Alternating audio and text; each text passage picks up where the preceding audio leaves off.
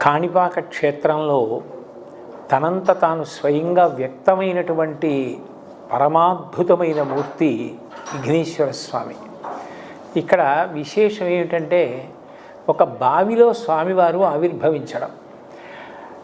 ముత్తుస్వామి దీక్షితారు వారు విఘ్నేశ్వర తత్వం మీద కీర్తన చేస్తూ మూలాధార క్షేత్రస్థితం అంటారు. మూలాధార చక్రమునందు విఘ్నేశ్వరుడు అధివసించి ఉంటాడు. మూలాధార చక్రం బాగా కిందకి ఉంటుంది అన్ని చక్రాల్లోకి. ఈ క్షేత్రం గొప్ప ఉపాసన సంబంధమైన క్షేత్రము అనడానికి గుర్తు ఏమిటంటే భూమికి సమతలంగా కాకుండా నూతిలో స్వామివారు ఆవిర్భవించడం.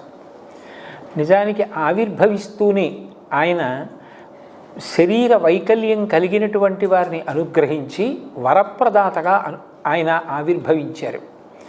ఆనాటి నుంచి ఈనాటి